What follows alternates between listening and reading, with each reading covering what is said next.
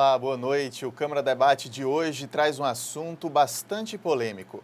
O que você pensa de uma palmada como castigo a um erro da criança? A proposta da chamada Lei da Palmada, rebatizada de Lei Menino Bernardo, proíbe o uso de força física na educação de menores de 18 anos e fala em advertência para o adulto que fizer uso da força.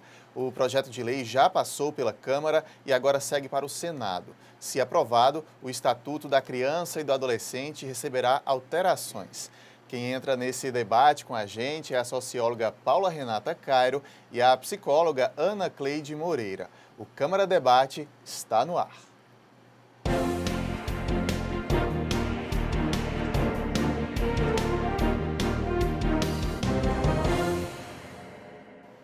A socióloga Paula Renata Cairo é formada em Ciências Sociais, bacharel em Direito e mestre em Educação. Nossa outra convidada, Ana Cleide Moreira, é psicóloga clínica, psicopedagoga com formação em terapia cognitiva. Muito bem-vindas as duas aqui ao programa. Obrigado por aceitar debater esse assunto com a gente. Obrigada, boa noite. Boa noite a todos. Eu queria começar perguntando o seguinte: a gente pode afirmar, é correto afirmar, que o conceito do adulto em dar uma palmada ou não, ele vai variar de região para região ou de condição social para condição social? Há uma diferença dependendo do grupo em que aquele adulto está inserido? A senhora pode começar. Então, boa noite a todos. Eu acho que não de região para região. Isso é claro que a forma de educar vai depender muito da cultura de cada um. Mas independente de onde a gente se encontre, de onde se encontrem os pais, em todas as regiões do Brasil, a forma de educar com base nos castigos físicos, eles pensam da mesma forma. Hoje em dia, tanto aqui no Nordeste do Brasil, como no Sul, como no Centro-Oeste, os pais usam essa forma, essa medida, como uma medida pedagógica. A gente não considera que seja uma medida educativa, né? Porque quando você bate, você não está conquistando o respeito do teu filho, você está impondo um medo para ele, né? Então, o medo não evoca uma educação da criança. Como é que a gente vai garantir que aquela criança que foi apanhada, que apanhou, ela vai deixar de emitir um comportamento porque está com medo ou porque aprendeu que aquilo não está correto? Na frente do punidor, ela pode ser uma, por trás do punidor, ela pode ser outra. Então, a gente não aconselha essa forma de educar. A senhora acredita na variação de conceitos, dependendo de região, dependendo de condições financeiras? É claro que a condição econômica, a condição social, ela vai interferir no comportamento, na educação e na formação. Mas eu iria além das questões regionais, né? Para não estigmatizar, porque realmente, como a Ana Paula falou, é uma prática, é uma cultura, né? E por isso que a lei veio para coibir esse tipo de situação. Mas educar gente dá trabalho. Educar gente é um processo longo, gradativo, Sim. que muitas das vezes não dá um resultado imediato. E nós vivemos na era da tecnologia, na era, né, de tudo ser moderno, tudo já vir programado, e as crianças não nascem programadas. Não. Né? Não Elas vem com não vêm bula. com chip, seria ótimo se viesse com manual de instruções.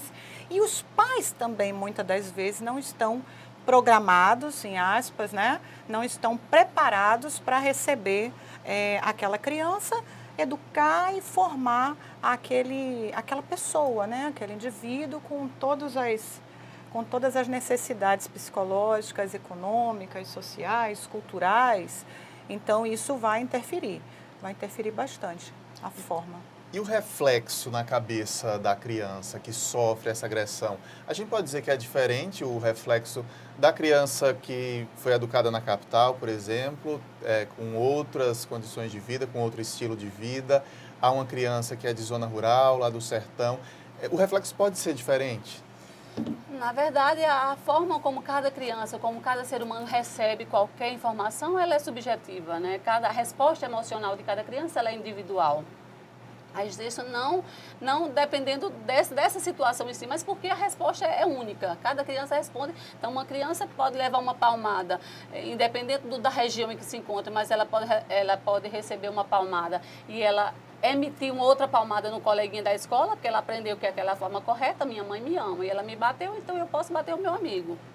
Outra criança pode se isolar, ficar calada, eu já aprendi que se eu falar eu apanho, então eu vou ficar calada. Outra criança se isola. Né? Outra criança fica mais rebelde, outra criança bate na mãe. Então, assim, cada resposta é única. Né? Vai Há uma individualidade aí da reação. O que vai contar realmente é o fator ambiental da criança naquele lugar onde ela está. Independente se é região sul, se é região nordeste, mas a forma como ela vive em casa, que tipo de limite os pais dão para ela, como é que aquela criança é enxergada, aquela criança é elogiada também, ou ela só é punida dessa forma. A resposta emocional vem a partir daí também. Essa criança que ela é o tempo todo massacrada, punida, né? Essa criança não é enxergada como um ser humano, sabe? Não vê significado nas ações dela própria. Acho que a resposta emocional dela é mais complicada, é mais nociva a forma como ela vai receber isso aí.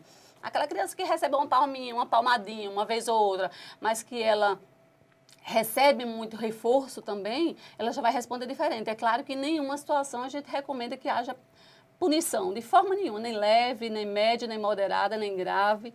Né? O que a gente recomenda sempre é que hajam reforços.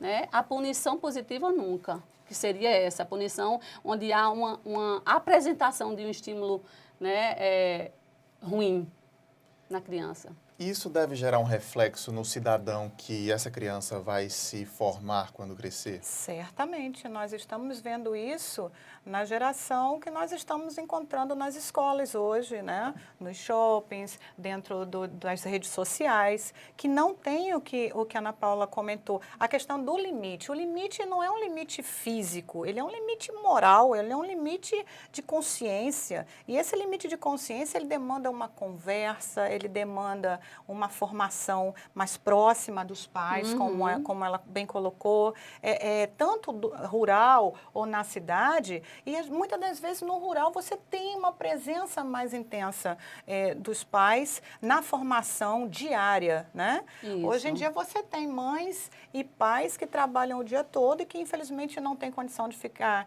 em casa para dar as necessidades. Isso é importante. Né? E o que acontece? Eles ficam não desconsiderando de nenhum tipo, nem babás, nem empregada de forma nenhuma, né? Mas elas também vão encontrar limites, né? Para conseguir chegar e formar o caráter daquela criança de acordo com o seu pai e a sua mãe gostaria que ele fosse criado, né? Então, ninguém melhor do que o pai e a mãe para conseguir, ou a avó, a pessoa que cuida, que é responsável, né? E tratar essa criança como a lei está sugerindo, como um sujeito social. Ela existe no mundo social, precisa ser respeitada e ela precisa ser olhada. Ela existe, então ela precisa ter a atenção necessária. E uma coisa que eu acho interessante também a gente falar é que nessa relação da palmada é uma relação injusta, porque é uma relação de abuso de poder, do mais forte contra o mais fraco, do maior contra o menor. Então, o pai pode bater no filho, mas o filho não pode bater no pai para revidar. É uma relação de abuso de poder, realmente, né? E é uma questão que a gente precisa esclarecer. Quando alguém diz, mas faz mal, uma palmadinha, não é que talvez nem faça. Talvez aquela criança não vai responder tão nocivamente assim. Mas por que uma palmadinha se você pode conversar, se você pode ter outros meios para adquirir um comportamento que você deseja? As opiniões se dividem mesmo, né? A gente foi às ruas, inclusive, ouviu a população de João Pessoa. Vamos acompanhar as primeiras opiniões que vêm das ruas. Vamos ver. Existem formas de você disciplinar seu filho através de métodos educativos sem utilizar a forma da violência. Então, assim, essa questão de bater ou não bater, a palmada, na verdade, muitos pais utilizam como meio de disciplinar o filho, não necessariamente a violência, incitando a violência para que o filho venha sentir a dor. Mas muitas vezes essa palmadinha é utilizada de forma sentimental, para a criança entender que ali é um limite. E se ele ultrapassar o limite, ele vai sentir a palmada, não a dor, mas a questão do sentimento. Existe um limite também para tudo. A criança não pode fazer tudo existe uma palmada que se pode dar naturalmente na perna da criança, principalmente criança até uma certa idade, né? O que não pode é os pais hoje em dia espancar a criança, como faz aí, a gente vê direto, né? Tá até no meio da rua mesmo, no meio do povo muitas das vezes. Aí é completamente errado. Se educar seu filho é uma coisa, espancar é outra. E eu tenho filho, eu amo, é tudo na minha vida.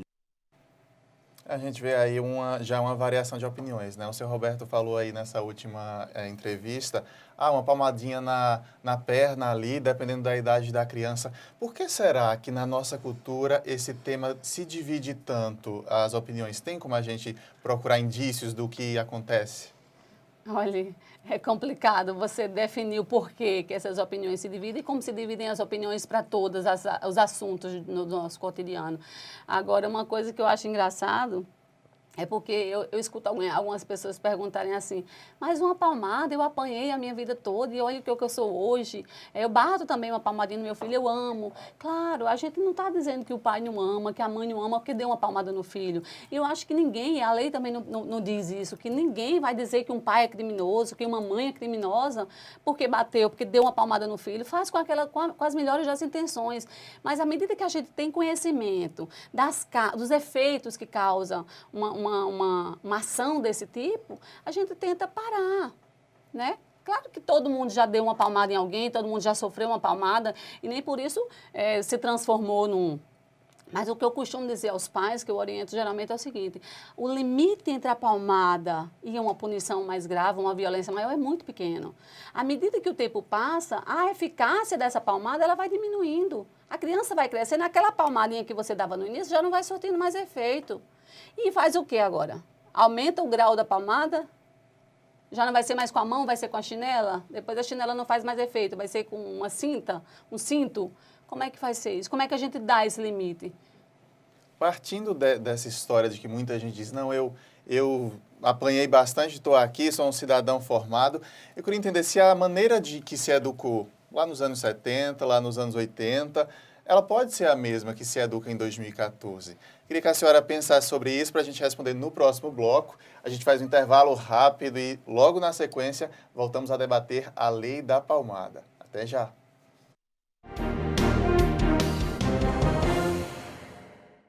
A gente sabe que o futuro da nossa cidade está na mão dos nossos jovens.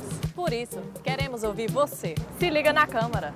Saiba o que os especialistas têm a dizer sobre saúde, educação, infraestrutura. Conheça os seus direitos. A Câmara está aberta. Se liga na Câmara. Confira o que os seus representantes têm feito em benefício da nossa cidade. O nosso jornal é todo seu. Se liga na Câmara.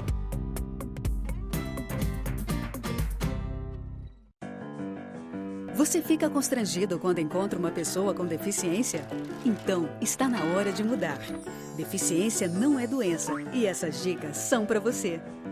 Risque do seu vocabulário palavras como surdo-mudo, surdinho ou mudinho.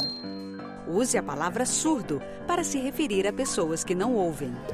Mesmo que o surdo esteja acompanhado de um intérprete, fale sempre dirigindo-se a ele e não ao intérprete.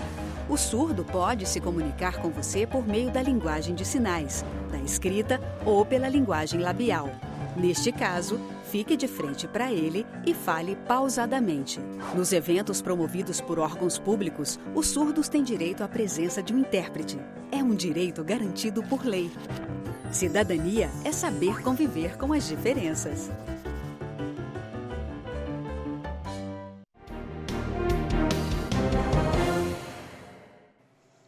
O Câmara Debate está de volta, hoje recebendo a psicóloga Ana Cleide Moreira e Paula Renata Cairo, que é socióloga, que debatem a chamada Lei da Palmada com a gente. Antes da gente encerrar o primeiro bloco, eu tinha deixado o questionamento, baseado naquelas pessoas que dizem, não, mas eu apanhei e continuo amando meu pai, continuo amando minha mãe e me tornei um cidadão de bem. Só que essa pessoa, geralmente são pessoas mais velhas, ela foi educada lá nos anos 70, lá nos anos 80, talvez. Aquela educação ainda serve para 2014, para os dias de hoje? São duas coisas que, juntando a sua pergunta e a resposta popular, é importante dizer uma coisa. A legislação, ela vem para tentar coibir os excessos, né? Ela vem para proteger menores que estão sendo espancados por consequência de outros problemas sociais, desestrutura familiar, uso de drogas, desemprego. Ou seja, a violência doméstica como um todo, ela se torna uma válvula de escape, ela é um desespero da pessoa que não tem uma rede de proteção social do Estado para que ela tenha ali os mecanismos necessários para sobreviver e educar os seus filhos. Agora, o que tem que ser levado em consideração é que, obviamente, a educação, ela modifica, a sociedade modifica, a família vem modificando, né? Agora, quando se tira uma lei, ou se coloca uma lei, ou se tira uma regra, ou se coloca uma regra, é preciso repensar. Há uma lacuna que precisa ser preenchida, porque, do contrário, nós vamos entrar num sistema que Durkheim dizia nos seus livros, né? Sistema de anomia, uma sociedade sem regras, uma sociedade sem controle, né? E uma sociedade totalmente num caos, né? Então, nem tudo, nem tão pouco. Mas se, como aquela mãe falou, se não posso dar palmada, o que fazer? Então, poderíamos pensar uma forma de planejamento familiar dentro do Estado, né? Promovido para a sociedade de forma geral. Podemos pensar, de acordo como as mães são obrigadas a fazer um pré-natal para o âmbito de saúde, fazer uma formação educacional, sim, por que não? Né? Por que não? Trabalho de orientação. Exato, porque, obviamente, que a gente tenta reproduzir alguma coisa que nós temos de cultura dentro da nossa criação, da nossa educação, até porque esse castigo, essa palmada, ela é fruto de uma cultura medieval, então a gente não deixou certos traços disso, mas você não pode levar em consideração que ninguém nasceu formado. Então, uma mãe que é mais velha, que tem, de repente, um equilíbrio emocional diferenciado, ela pode dar uma educação diferenciada. Agora, o que dizer de uma mãe aos 14 anos? Que também precisa ter uma estrutura e um respaldo e referências para criar o seu filho. Ele está talvez ali. ainda esteja sofrendo na pele essa educação. Ela assim, está né? em formação enquanto pessoa, ela está em formação enquanto Já ser é humano. responsável pela formação de outros seres humanos. Exato. Então, como pré-natal, né, da área da saúde, que foi um avanço imenso pelo Brasil todo, eu sugeriria processos educativos. E não só jogando a responsabilidade para a escola, né? Mas os pais assumindo também responsabilidade na formação, porque também a lei também consta, né? Fala sobre isso, uma formação para os pais, uma integração de ONGs, Estado e Conselho Tutelar, todos os direcionamento, entes protetivos. Né? Então, assim... Tanto é que quando algumas pessoas perguntam assim, como fazer em relação a... Como dar limites agora? Se eu não boto, né? Eu não posso mais bater, como dar limites? Então, eu acho que a proposta da lei é justamente essa, de trazer uma mudança comportamental na relação pai e filho. Sei lá, de repente, levantar uma proposta de que tipo de coisas eu posso fazer com meu filho. Né? E eu acho que essa sugestão da Paula é muito interessante. De repente, um trabalho aí para o Estado, né? Fazer um trabalho de orientação para mães, para pais. Até porque a lei não fala em punição, Não, fala em não, advertência, né? Orientação. Encaminhamento profissional, psicológico, né? Tanto para a criança como para os pais que estão perdidos, porque outro dia eu ouvi uma mãe falar uma coisa engraçada. Ela disse, olha, a vez que eu bati no meu filho, eu chorei mais que ele. Doeu muito mais em mim do que nele. Então, às vezes, o pai está tão perdido, né? Como Paula falou, é muito difícil educar. Ninguém falou que seria fácil. É uma tarefa, acho que, das mais difíceis. Porque uma vez pai, uma vez mãe, sempre pai, sempre mãe, até morrer, né? Exatamente. As preocupações nunca acabam. Mas aí teria isso. Às vezes é um pai, uma mãe que está tão perdido e precisaria dessa orientação, desse direcionamento. Vamos dar voz ao povo nas ruas novamente, para na volta a gente comentar o que as pessoas estão achando da chamada Lei da Palmada. Vamos assistir. A criança não foi feita para apanhar, foi feita para dar carinho. Certo? Existem outros tipos de castigo? Claro. Deixar de dar o que elas querem, tá entendendo? E faz mais efeito do que dar um tapa. Eu acho, faz mais efeito. Eu acho que todo pai tem o direito de educar seu filho da maneira que ele acha correta, entendeu? Só que tem as situações extremas, né? Mas eu acho que o Estado não deve intervir na educação do filho. Como antes se tinha, o pai tinha autonomia para resolver as situações. Que hoje os filhos se prevalecem dessas leis e dizem, se bater em mim, eu vou dar parte, entendeu? Aí isso é questão de um país. Nosso país não é um país de primeiro mundo em fator de educação. Então, são um país de pessoas que não são alfabetizadas, que não têm conhecimento de nada, quando sabe, distorce. Aí, para nós, brasileiros, não resolve. O nível de nossa educação é baixo. Tá aí, para a gente ver como continua se dividindo nas ruas. Essa última entrevista, ela levanta alguns pontos. O primeiro é que talvez houvesse uma reação da criança em saber que tem direitos. Como é que isso poderia ser refletido na formação dessa criança? Esse é um ponto interessante que eu discuti outro dia. A criança hoje pode, ou o adolescente hoje pode muito bem olhar para o pai e não bate em mim, porque senão eu vou recorrer, eu tenho direitos, você não pode fazer isso comigo. Vai depender da idade que essa criança tem, a forma como ela vai lidar com essa informação nova, né? Então, assim, é claro que quanto mais cedo se começa a trabalhar essa questão na criança, os limites, como a mãe, né, anterior falou, tirar coisas dela. Quando você tira alguma coisa, a gente chama de punição negativa. Se você tem que punir uma criança, se você tem que punir alguém, que faz com a punição negativa, o que é a punição negativa? É você tirar um estímulo agradável dela, para que ela tenha um comportamento que você espera, o desejado. Então, seria uma maneira de corrigir um erro, um comportamento disfuncional dela, seria tirando alguma coisa. Você está punindo ela, não está?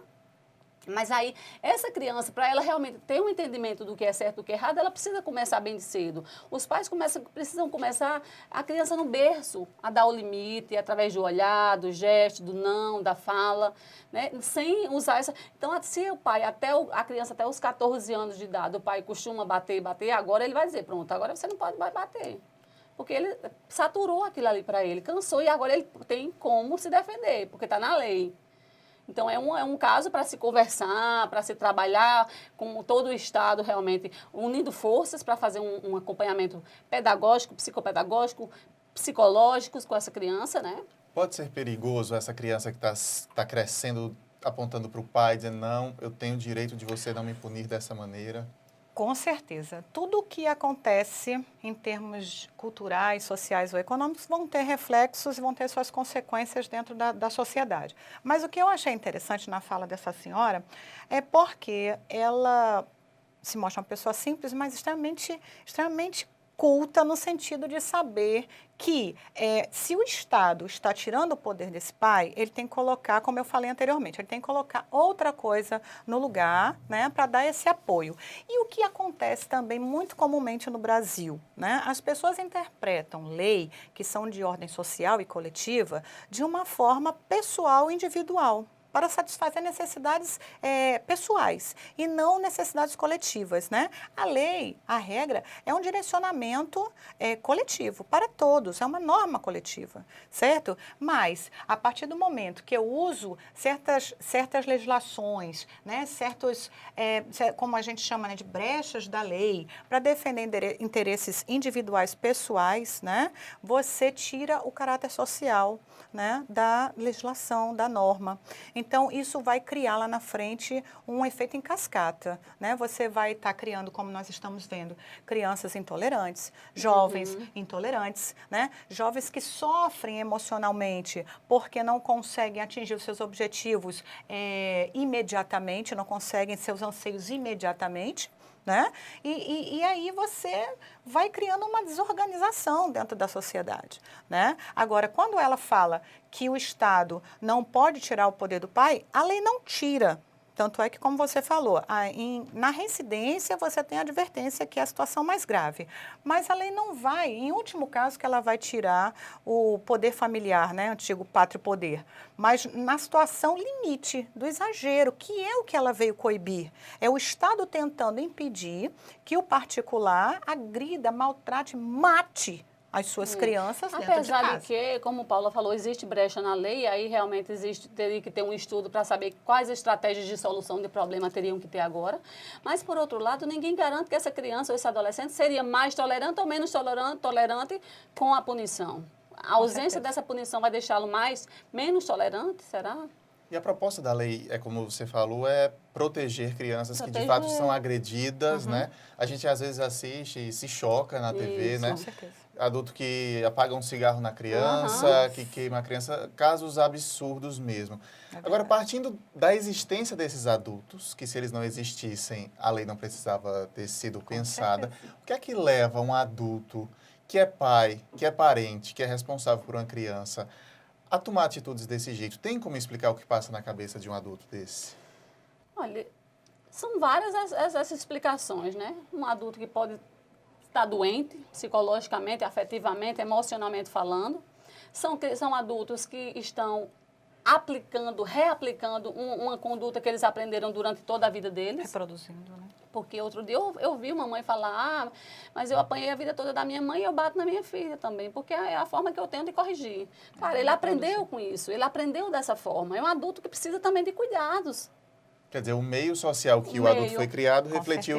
Com certeza influencia. Com certeza. Agora, levando em consideração isso que nós comentamos, é preciso conversar. Isso. É preciso os pais assumirem a responsabilidade desse filho e não jogar essa responsabilidade em outra instituição como o Estado, ou como uma escola, né, ou como uma avó, né? É preciso que os pais assumam suas posições. Agora, obviamente que é preciso proteger. Eu também vi um caso essa semana pela rede social de uma mãe que o menino mordeu, meses amamentando, mordeu o bico do seio dela, deu 70 tesouradas no menino, entendeu? Então, realmente, essas pessoas, elas...